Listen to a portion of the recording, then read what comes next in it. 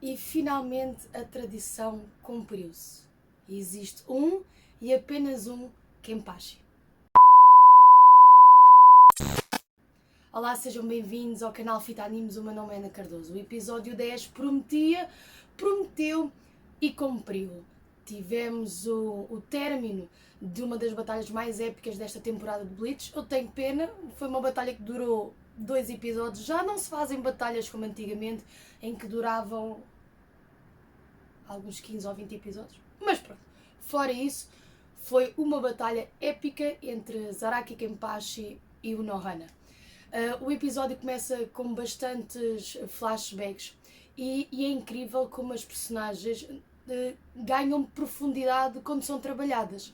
Ou seja, nós já tínhamos a ideia que Zaraki Kenpachi era realmente um personagem de brutalidade, ou seja, ele tinha uma imensa força, uma imensa pressão espiritual, mas não passava disso, porque aliás ele nem sequer conseguia conectar-se com a sua espada, por isso era aquilo que nós chamamos um brutamontes.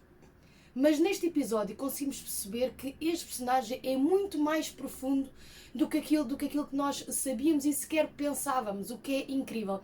Este episódio deu realmente uma grande profundidade à personagem do Zaraki Kenpachi, que teve desde os primórdios sempre ligado a Unohana. Então vamos perceber a história. Quando Unohana era capitã da 11ª Divisão, ou seja, na Gotei 13 original, ela era então a assassina mais competente de toda a Soul Society. E quando Zaraki e Unohana se encontraram pela primeira vez, nós já tínhamos ideia que tinha sido uma batalha muito satisfatória, tanto para um como para o outro, mas não sabíamos até que ponto. Neste episódio nós percebemos que Zaraki Kenpachi encontrou em Unohana o seu primeiro rival, ou seja, o seu primeiro adversário que se aproximava do nível de força de Zaraki. Eu digo que se aproximava porque Unohana conta que para poder desfrutar da batalha, de continuar a considerar Unohana como um rival ao seu nível, Zaraki inconscientemente o que é que ele fez? Suprimiu a sua força para igualar à força de Unohana. Unohana sentiu-se extremamente culpada por aquele Shinigami ter recalcado, digamos assim, o seu poder para se conseguir igualar ao poder dela. Ou seja, nós conseguimos perceber que Zaraki suprimiu o seu poder para conseguir satisfazer-se nas batalhas e conseguir usufruir com gosto das batalhas, porque se ele não tivesse suprimido o seu poder, com certeza iríamos ver Zaraki eliminar facilmente Ichigo, como é referenciado no anime, ou então Noitra, quando foi a temporada dos espadas. Ou seja, nós ganhamos consciência que Zaraki Kenpachi realmente é muito mais poderoso do que aquilo que nós pensamos. Então, o que é que se passou? Após a primeira batalha entre Zaraki Kenpachi e Unohana, Zaraki suprime então o seu poder para se conseguir manter mais ao nível da dita população normal, e Unohana ganha em si a responsabilidade, tendo em conta que Zaraki suprimiu o seu poder após a batalha com Unohana. Unohana então sente-se culpada por isso e fixa em si o objetivo de ser a melhor Shinigami a nível de cura, para então conseguir estar ao nível de Zaraki Kenpachi. Agora conseguimos então perceber que estes dois personagens sempre estiveram unidos desde os primórdios, mas é muito engraçado como nós vemos que Zaraki Kenpachi tem uma profundidade muito maior. Temos então a continuação desta batalha. Percebemos que Zaraki Kenpachi muito frequentemente e várias vezes durante a batalha ele perde a consciência e nós nem ele percebemos porquê. Para quem já viu o mangá, estava já explicado que o Unohana o que é que fazia? Matava sempre Zaraki, ou seja, ela tinha consciência que Zaraki só ia soltando as amarras do seu poder cada vez que estava numa situação de morte iminente, ou seja, cada vez que ele morria, ele voltava mais forte. Então o que é que ela fazia? Ela matava-o, ressuscitava-o, ou seja, matava, curava, até que ele soltasse as amarras que prendiam o seu verdadeiro poder até à última. Ou seja, ela tinha consciência que quando ela morresse, Significava que Zaraki Kenpachi tinha então extrapolado o seu poder atual e tinha voltado ao Zaraki Kenpachi criança que ela conheceu na primeira batalha. Ou seja, vemos realmente Zaraki Kenpachi a morrer, abrir o olho, morrer, abrir o olho, e ela faz isso como se nada fosse. Ela nunca diz em momento nenhum que está a curá-lo, ou seja, que está a matá-lo e que está a curá-lo, porque nós temos discursos interiores, seja dela, seja dele, a exprimir os seus sentimentos e a explicar toda esta história que existe há catrefadas de anos atrás entre eles os dois. Durante então a batalha, vemos Zaraki realmente que no início ele só conseguia reagir aos ataques do Nohana, e conforme ele vai morrendo, ressuscitando, ele começa a conseguir atingir o Nohana, ou seja, vemos realmente que o poder dele vai aumentando cada vez que ele morre. Temos finalmente a possibilidade de conhecer a Bankai de Unohana, chama-se Minazuki. E o que é que acontece? Ela passa a mão pela lâmina da sua espada e começa a aparecer um líquido. Esse líquido acaba por funcionar tanto como ataque como defesa, e nós conseguimos ver isso bem na batalha. Aquele líquido é quase como se fosse um ácido que toca no adversário, desfazendo. Ou seja, nós vemos momentos em que Zaraki aparece com o braço em osso, a sua cara quase metade desfeita, só se vê a bolinha do olho, e continuamos então a perceber que ela mato, ressuscito, mato, ressuscito, e percebe então que quando ele conseguir feri-la mortalmente, significa então que ele a superou e voltou àquilo que era antes, quando eles se encontraram pela primeira vez. Zaraki então consegue finalmente acertar o Nohana mortalmente. Ela então, para si mesma, pensa que é uma felicidade imensa morrer com o seu propósito cumprido, ou seja, ela depositou em si o propósito de levar Zaraki a voltar a ser aquilo que era quando ele era criança, quando ele quase a derrotou, só não a derrotou porque então suprimiu os seus poderes, mas ela explica agora que na altura ele não tinha adversários ao seu nível, mas agora tem. Passamos a imagem pelo Rei Quincy, e que tem também companheiros com os quais ele pode lutar lado a lado, bem ao seu nível, então que já não existe a necessidade de ele suprimir o seu poder para se conseguir igualar aos outros ou para tentar usufruir da batalha com satisfação. No final então da batalha vemos o Nohana infelizmente a morrer, vemos Zaraki a gritar, a pedir-lhe por favor que ela não morra, mas infelizmente é esse mesmo o desfeito desta luta, porque afinal só pode existir um Kenpachi. E o Nohana diz: eu libertei as amarras do nome Kenpachi porque na altura não te consegui dar esse nome, ou seja, quando ela o conheceu em miúdo, ela não pôde passar a ele o testemunho de Kenpachi, mas agora liberta-se dessa amarra do nome de Kenpachi, e Zaraki torna-se então fielmente o Kenpachi, o Shinigami mais poderoso da Soul Society.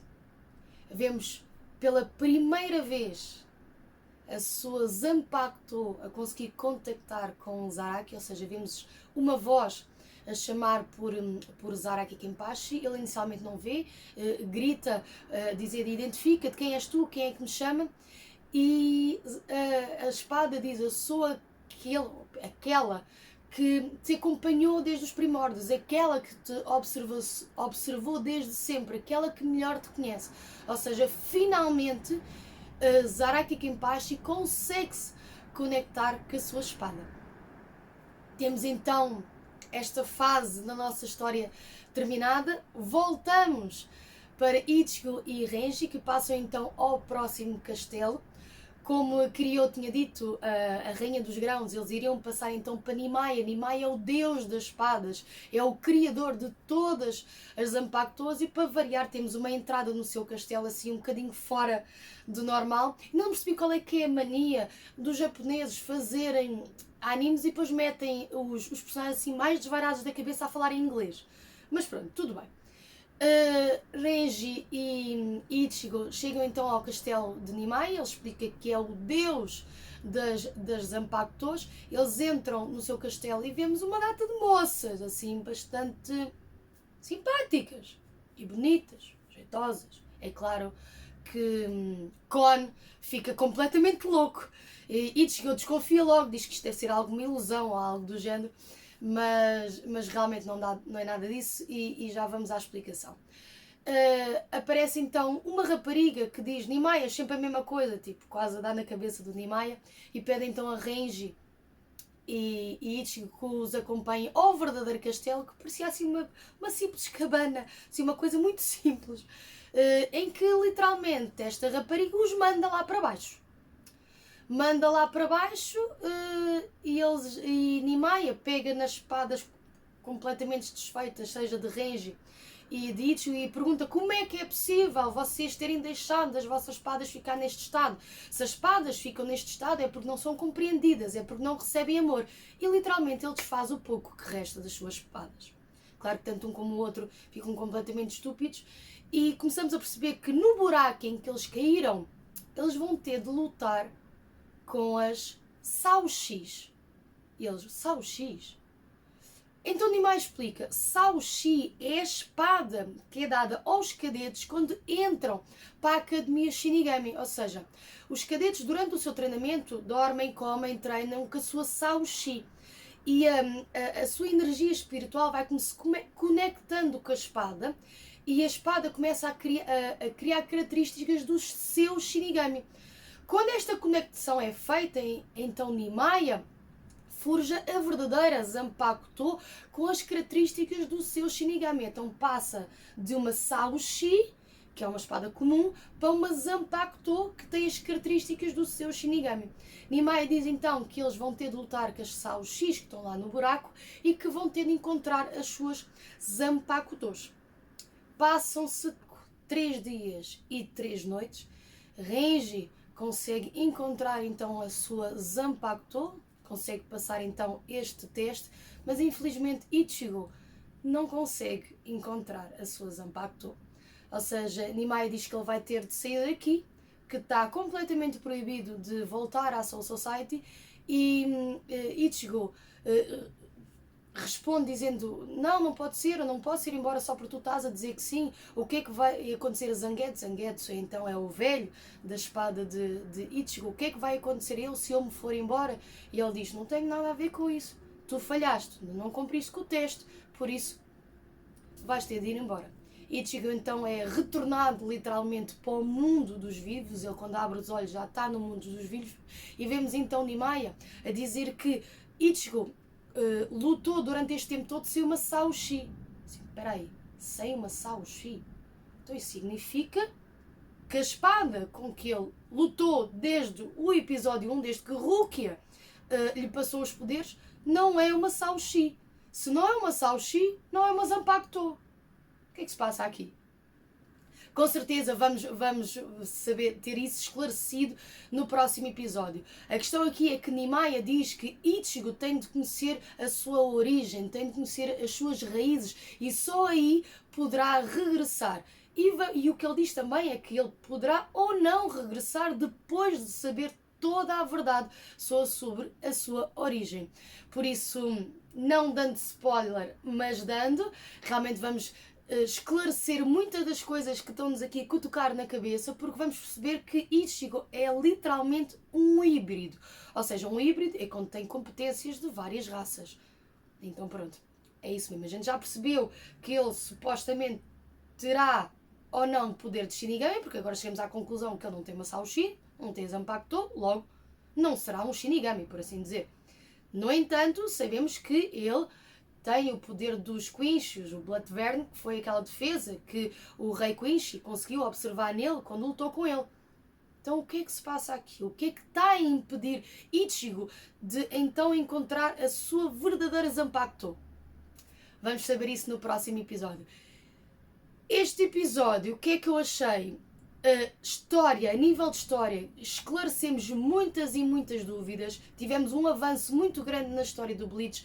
Zaraki ganhou uma profundidade imensa como personagem. O Zaraki deixou de ser aquele brutamontes cheio de força para passar a ser um personagem com muito mais profundidade do que aquilo que nós pensámos. Realmente foi passar de uma personagem que pronto, é forte, mas não tem mais do que isso, para uma personagem que realmente tem um caráter imenso. Não só tem força, como tem a capacidade então de suprimir a sua própria força para se igualar aos outros. Ou seja, nós começamos a perceber que Zaraki tem tanto gosto pela batalha e acaba por ter tanto respeito pelos outros Shinigamis que conseguiu afrouxar literalmente o seu poder para conseguir usufruir das batalhas que ia tendo ao longo da sua vida, e não só para se manter ao lado, para as coisas não serem assim um ente de ar, como estava a acontecer bem no início, quando ele era jovem. Daí aquela pilha de cadáveres abaixo dele, quando o Nohana o encontra. Ou seja, como o Nohana diz, foram duas almas entediadas que acabaram-se por se ligar desde os primórdios do tempo. No final temos então aquele pequeno excerto que é sempre apresentado, que diz o seguinte: você sem pecado é como o céu. Ou seja, o Nohana diz que o pecado dela foi ter levado Zaraki a suprimir o seu poder. Ou seja, tendo em conta que o Sol é super poderoso, eu acredito que se Zaraki, obviamente, não tivesse suprimido o poder, ele estaria muito acima de todo e qualquer Shinigami. Pode ser esta a interpretação disto? Pode. Tendo em conta que ele a partir de agora vai ficar bem mais poderoso. Excelente episódio, com uma grande premissa para o próximo episódio. Vamos conhecer as verdadeiras origens de Ichigo. Aliás, o próximo episódio tem o título de Tudo Menos a Chuva. Ou seja, vamos ver o que é que... A chuva, normalmente, os episódios quando têm chuva, as personagens têm muita mania de terem reflexões profundas sobre a sua vida. O que parece que desta vez vai também acontecer. Excelente episódio, gostei mesmo muito a nível da história. Acho que a qualidade da batalha entre o Nohana, apesar de como o DC e o Peter Jordan têm dito, está um bocadinho escuro, eu acho que melhorou um bocadinho neste episódio, mas a nível de gráficos, movimentação das personagens, foi mesmo uma luta muito, mas muito épica. Continuamos com uma excelente qualidade neste anime, e a partir daqui é para continuar, é sempre a melhorar. Por isso, aproveito, desafios a ver este episódio, está muito bom. Continua a assistir Bleach, a qualidade continua a subir, não temos decréscimo algum da qualidade dos episódios do anime Bleach, por isso continuem a ver Bleach. Coloquem like no vídeo, subscrevam o canal e continuem-me a acompanhar para os próximos vídeos. Até lá!